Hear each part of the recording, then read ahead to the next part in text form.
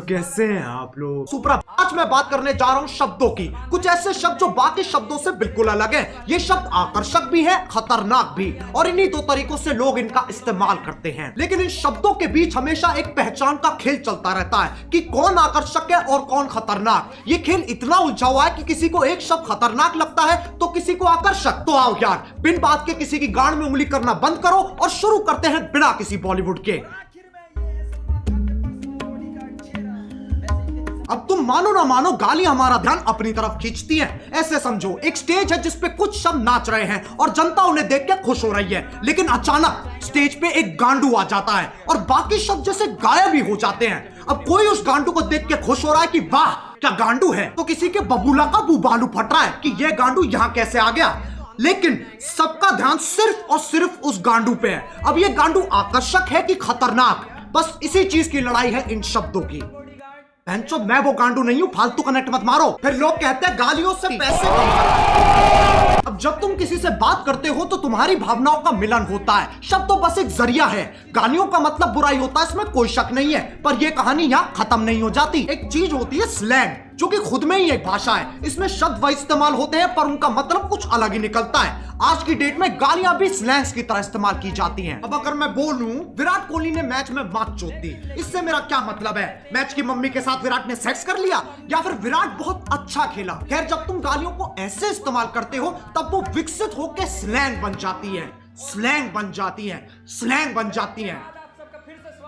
समझ में आ रहा है? लेकिन तब भी गड़बड़ होने की एक्यूरेसी 90% है। अच्छा चलो मैं तुमसे पूछता हूँ, क्या तुमने कभी लंड की सवारी की है? If you're going to do it right. With Lund. Premium style, lasting performance. तो मैं अभी भी यकीन नहीं आता तो उसके प्रेसिडेंट से पूछ लो। Today at SEMA, we are here with Mitch Fogel, the president and CEO of Lund, and I think you want to tell us a little bit about something exciting that's been happening with Lund of late, hasn't it? It's thicker, it's stronger, has better characteristics for paintability. It's just a much far superior product. तभी मैं कहता हूँ context समझो। सालो video निकल गई। एक तो YouTube है ना, ना ना ना ना, वो तो मर चुका है। अब बस YouTube ही बचा है, जो कि मेरी एक्स जैसा हो गया है। मैसेज नहीं पढ़े जाते हैं, कॉल नहीं उठते हैं, और जब कभी कभी रात को यादें आ जाती है तो ये गाना सुनना पड़ता है। अब इनके आर्टिकल आ जाएंगे। We have strict policies that prohibit harassment on YouTube, including using malicious insults. We quickly remove content that violates these policies. Policies.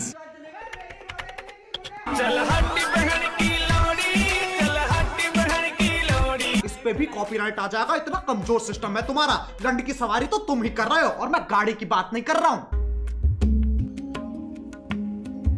अब गालियों का चाहे कुछ मतलब निकले, कुछ लोगों को ये शब्द हजम ही नहीं होते, उनकी छींची थू हो जाती है। ये लोग ज्यादातर हमारे माँ बाप के जमाने के लोग हैं। उस जमाने के हिसाब से जो गाली देता है वो पाताल लोक का सेवक, शैतान का प्रेमी, हैवान का आखिरी बीज, अरे एलुमिनाटी है भोसड़ी का। याद रहे, ये वही जमाना है जब बिल्ली सही में रास्ता काट जाती थी। ये वही जमाना है जब बच्चों को डंडों से कूटा जाता था, स्कूल में भी, घर में भी और पड़ोस में भी। लेकिन यार ये लोग बहुत बढ़िया है, ये बोलने में कम करने में ज्यादा विश्वास रखते हैं, इसलिए बातें बाद में शादी पहले। ये सोफिस्टिकेटेड लोग समझाते भी बहुत बढ़िया है। इनका कहा अगले को समझ में ना आए तो ये वही शब्द और जोर से बोलते हैं, जिनसे इनकी जिंदगी की सारी समस्याएं खत्म हो जाती हैं। अगर तुम्हें लगता है ये अपने टाइम में शरीफ थे, साफ चूतिया काटा गया तुम्हारा। इनने दूरदर्शन नहीं देखा सिर्फ, इनसे पूछो ये क्या है, ये मैडम कौन है, इन्हें नॉस्टैल्जिया हो जाएगा। जमाना बदलता है, इंसान की फितरत नहीं। पहले पॉर्न मैगजीन में मिलती थी और अब यूट्यूब पे मिल जाती है।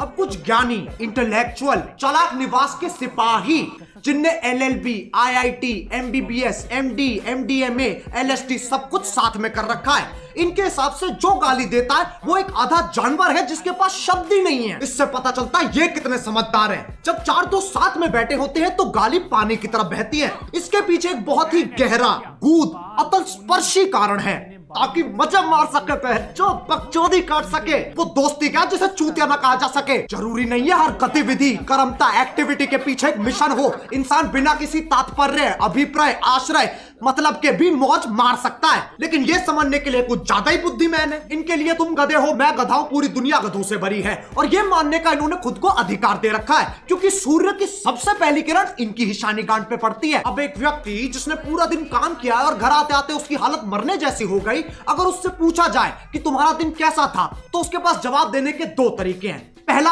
कलयुग का ये अद्भुत दिन मेरे लिए इतना संघर्षपूर्ण और हताश रहा कि जलपान करने का अवसर ही प्रकट नहीं हुआ। दूसरा, आज गांड फट गई बहनचोद। दोनों के मतलब वही है, पर तुम्हें फालतू शब्द बोलने की फेटिश है तो इसमें कोई क्या करे। जो लोग इन ज्ञानियों को सुनते हैं उन्हें अपने और अपने फैसलों पे बिल्कुल भरोसा नहीं है। तुम संवेदनशील, असंकित, असुरक्षित, इनसिक्योर हो।